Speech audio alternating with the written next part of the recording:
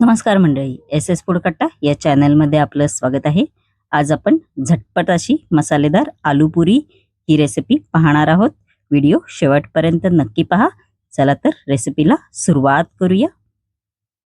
सर्वप्रथम आपण एक मसाला तयार करून घेऊया. त्यासाठी इकडे मी मिक्सरचा जार घेतलेला आहे. मिक्सरच्या जारमध्ये आपण आता 3 लाल सुक्या मिरच्या आहेत त्या घालायच्या आहेत. त्यानंतर लसूण पाकळ्या आणि आलं आहे ते घालायचं आहे.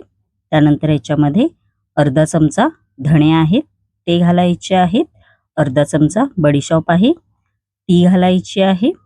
त्यानंतर याच्यामध्ये आपण अर्धा चमचा जिरा आहे ते घालणार आहोत. त्यानंतर याच्यामध्ये थोडीशी कोथिंबीर आहे ती घालायची आहे.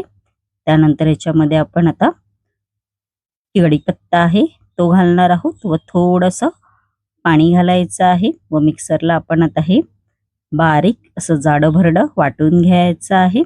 बघू शकता मी असं वाटून घेतलेलं आहे. इकडे मी कढई घेतलेली आहे. कढईमध्ये आपण आता 1 चमचा तेल आहे ते घालणार आहोत. त्यानंतर 2 ते 3 कढीपत्त्याची पानं आहेत ती घालायची आहेत. एक कांदा असा बारीक चिरून घेतलेला आहे तो घालायचा आहे व आपण आता हे चांगलं मीडियम फ्लेमवर 5 ते 6 मिनिटं आपण इकडे परतवून घेणार आहोत. आपला कांदा आहे तो बघू शकता तुम्ही मस्तपैकी असा परतवून झालेला आहे. त्यानंतर जे आपण मिक्सरला बारीक वाटून घेतला होता मसाला तो घालायचा आहे कांद्यामध्ये व चांगलं आपण आता हे 5 ते 6 मिनिटं चांगलं मीडियम फ्लेमवर परत असं परतवून घ्यायचं आहे. बघू शकता तुम्ही थोडंसं असं हे मिश्रण आहे ते थोडंसं घट्ट होऊन जाईल, थोडंसं दाटसर बघू शकता तुम्ही. त्यानंतर याच्यामध्ये आपण आता बेसिक मसाले आहेत ते घालायचे आहेत. अर्धा चमचा हळद घालायची आहे. अर्धा चमचा चाट मसाला आहे तो घालायचा आहे याच्यामध्ये. इकडे मी 1 चमचा चिंचेचा कोळ घेतलेला आहे तो घालायचा आहे. त्यानंतर 2 चमचे दही आहे ते घालायचं आहे व थोडंसं पाणी आहे ते घालायचं आहे व मीडियम फ्लेमवर आपण आता हे चांगलं मस्तपैकी असं परतवून घ्यायचं आहे. गॅसची फ्लेम इकडे मीडियमच ठेवा. मीडियम फ्लेमवर आपण आता हा मसाला आहे तो चांगला असा परतवून घ्यायचा आहे. बघू शकता तुम्ही मस्तपैकी असा मसाला आपला तयार झालेला आहे. इकडे मी 3 उकडलेले बटाटे असे तुकडे करून घेतलेले आहेत.